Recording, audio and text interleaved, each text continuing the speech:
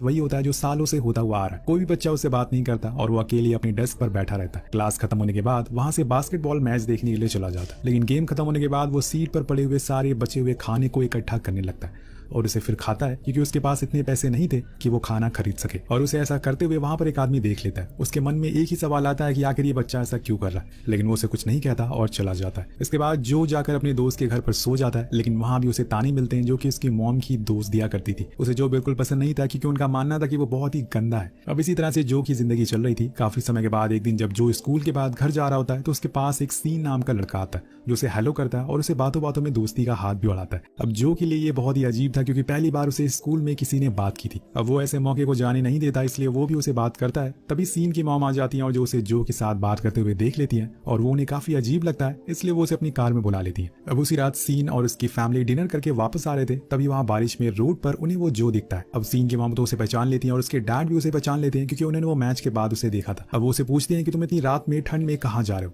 तो वो कहता है कि जिम जा रहा हूँ। जिसके बाद वो आगे निकल जाते हैं, लेकिन कुछ ही दूर चलने के बाद सीन की मॉम क्लेयर को याद आता है कि इस टाइम तो स्कूल के सारे जिम बंद रहते, तो वो उसके पास वापस जाती है और यही बात उसे कहती है। तो जो कहता है कि वहां इसलिए मैं जा रहा हूँ क्योंकि वहां पर अंदर गर्मी होती है और उसे इस टाइम बहुत ठंड लग रही है। अब ये सुनकर वो हैरान रह जाते और फौरन उसे पूछती है कि क्या तुम्हारे पास रहने के लिए कोई जगह नहीं है, तो वो कहता है कि नहीं, क्योंकि जो ने अपने दोस्त का घर छोड़ दिया था उसकी मॉम की वजह से। इसलिए क्लियर उसे अपनी कार में बैठने को कहती है और घर ले आती है, जहाँ वो उसे बिस्तर देती है और वहां पर सोफे पर सोने को कहती है। यहाँ हम क्लियर की बेटी जूली को भी देखते हैं, जो कि उसी स्कूल में पढ़ती थी। अब जो को देखकर वो काफी ऑकवर्ड फील करती है और उठकर चली जाती है। ये बात जो भी समझ जाता है, लेकिन क्लियर दिल की बहुत ही अच्छी होती है, इसलिए वो उसे कुछ नहीं कहती। नेक्स्ट डे जब वो नीचे हॉल में आती है तो देखती है कि सोफे पर कोई नहीं है। जो बिस्तर उसने जो को दिया था वो प्रॉपर तरीके से वहां पर रखा हुआ है। और वो घर के बाहर जाती है तो देखती है कि जो वहां से जा रहा है। वो उसके पास जाकर पूछती है कि तुम कहाँ जा रहे हो, तो जो बहुत ही उदास होकर कहता है कि कहीं नहीं, क्योंकि उसका तो कोई ठिकाना ही नहीं है। लेकिन क्लियर एक बार फिर सबका दिल जीत लेती है और कहती है कि आज स्कूल में थैंक गिविंग की छुट्टी है, क्यों ना आज का दिन तुम हमारे साथ सेलिब्रेट करो। अब वो मान जाता है और इसके साथ फिर उसी घर में आ जाता है।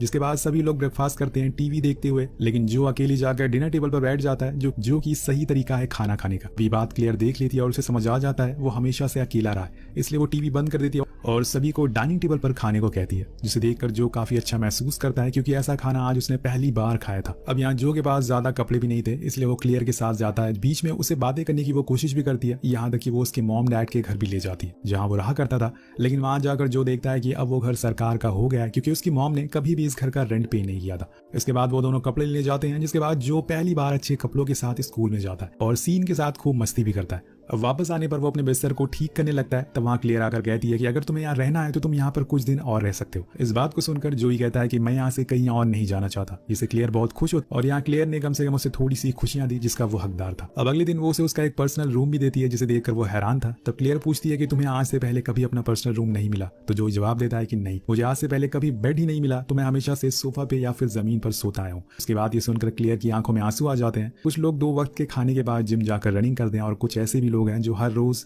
कई किलोमीटर पैदल चलते हैं ताकि उन्हें खाना मिल सके। वेल ये सीन आपको इस लाइन का ट्रू डेफिनेशन बता देगा। आगे बढ़ते हैं। कुछ समय के बाद धीरे धीरे करके जो की जिंदगी अब पहले से काफी बेहतर होने लगी थी। उसे वो सारी खुशियां मिलने लगी थी जो उसने कभी सोची नहीं थी। इन सब वजहों से वो भी अब खुश रहने लग गया था और पढ़ाई में अच्छे मार्क्स लाने के लिए वो और मेहनत करने लगता है। उसकी मेहनत रंग भी लाने लगती है, उसे पहले से काफी अच्छे ग्रेड्स मिलने लग गए थे। अब क्रिसमस आ जाता है, पूरी फैमिली फोटो क्लिक करवाती है, लेकिन उसमें जो नहीं था, तो क्लियर वापस से दूसरी फोटो क्लिक करवाती है और उसमें जो के साथ आने को कहती है। लेकिन जब सभी उसके रिलेटिव उसकी फोटो देखते हैं तो सभी उन्हें और जो को काफी बुरा भला कहने लगते हैं। कुछ तो ये भी कह देते हैं कि वो तुम तीनों से बड़ा लग रहा है, लेकिन क्लियर उन्हें उल्टा जवाब देते हुए कहती है कि कम से कम वो आप लोगों की तरह मेरे पैसों से प्यार नहीं करता, जिससे सभी लोग चुप हो जाते हैं। कुछ दिनों के बाद सभी डिनर के लिए बाहर जाते हैं, जहां पर वो देखते हैं कि जो वेटर से गले मिल रहा है। अब वापस आने पर क्लियर उसे पूछती है कि वो कौन था, तो बताता है कि वो मेरा भाई है जिसे मैं आज 13 साल बाद मिला हूँ। अब ये सुनकर पूरी फैमिली शॉक थी, उन्हें यकीन ही नहीं हो रहा था कि कोई अपने रियल भाई से इतने टाइम बाद कैसे मिल सकता है। ये जानकर क्लियर कहती है कि ठीक है, कल हम लोग उसके घर जाएंगे। लेकिन जो को उसका घर तक पता नहीं है, क्योंकि वो हमेशा से अकेला ही रहा करता है। जिस भी अनाथ आश्रम में उसे जगह मिलती थी वो वहां जाकर रहने लगता था। ऐसे ही उसकी जिंदगी चल रही थी, लेकिन जब से ये फैमिली उसकी लाइफ में आई है सब कुछ बदल गया।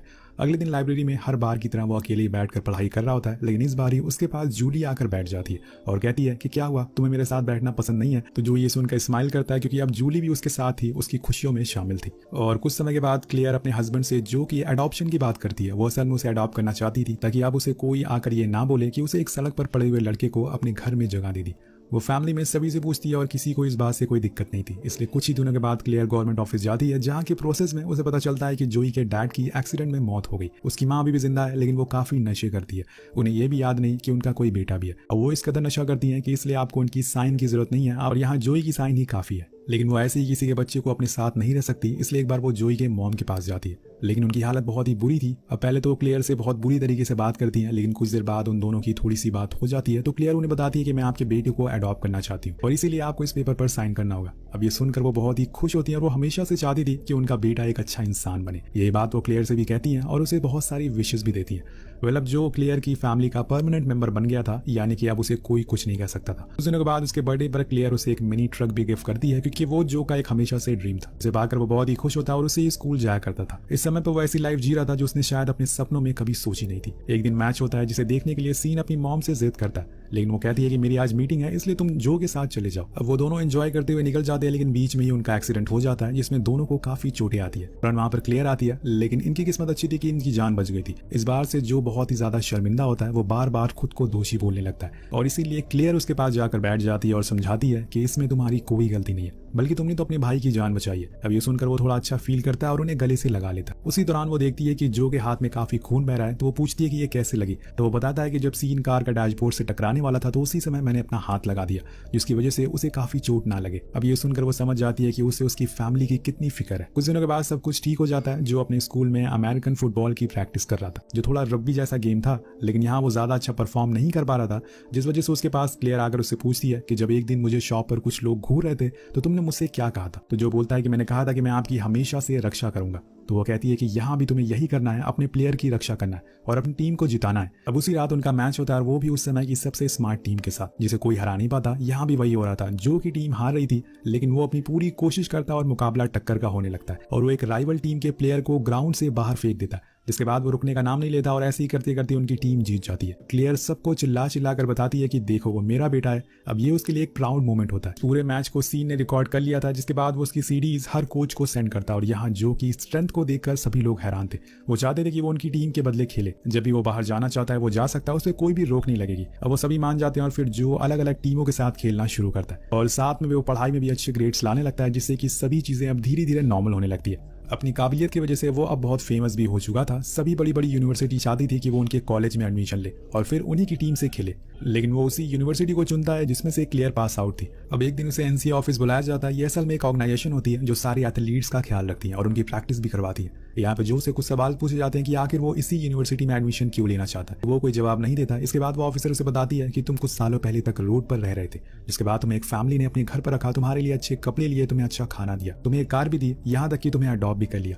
क्या पता वो ये सब अपने फायदे के लिए कर रहे हो, क्योंकि उन्हें तुम्हारी स्पोर्ट्स एबिलिटी पहले से पता हो। अब जो कोई जवाब नहीं देता, अब वो पूरी तरह से कंफ्यूज हो जाता है, इसलिए वहां से उठकर बाहर आ जाता है। जहाँ पे क्लियर उसका वेट कर रही थी, वो उसे सीधा जाकर बहुत ही रूड वे में कहता है कि आखिर आपने मुझे अडॉप्ट क्यों किया, मुझे अपने घर में क्यों रखा। यहाँ क्लियर कुछ समझ नहीं पाती और वो ये सब क्यों कर रहा है, वो उसे कुछ पूछ पाती कि तब तक वो वहां से जा चुका था। अब जो अपनी रियल मॉम से मिलने जाता है, लेकिन वहां वो नहीं थी, बल्कि कोई गैंग का लीडर था जो उसे ड्रिंक ऑफर करता है। वो असल में ड्रिंक नहीं करता, लेकिन आज गुस्से की वजह से वो कर लेता है। कुछ देर बाद वो आदमी जूली और क्लियर के बारे में बहुत बुरा भला कहने लगता है, जो कि जो को अच्छा नहीं लगता, और वो उसे चुप रहने को बोलता है, पर वो नहीं मानता। जिसके बाद उन दोनों में बहुत ही बुरी तरह से लड़ाई होती है।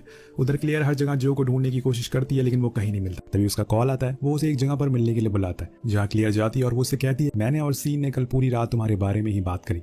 हमने डिसाइड किया है कि आज से तुम अपने सारे फैसले खुद लोगे, हम कभी तुम पर फोर्स नहीं करेंगे। तुम बताओ कि तुम्हें किस कॉलेज में जाना है। तो वो बताता है कि मिस ईपी यूनिवर्सिटी, जहाँ से आप और डैड दोनों ही पढ़े थे। मैं आप लोगों की तरह बनना चाहता हूँ। इसके बाद हम देखते हैं कि वो एक बार फिर से एनसी ऑफिस जाता है, जहाँ पर वो उस दिन पूछे गए सारे सवालों के जवाब बड़ी आसानी से दे देता है, और कहता है कि मैं उस यूनिवर्सिटी में इसलिए जाना चाहता हूँ क्योंकि वहाँ मेरी फैमिली गई थी।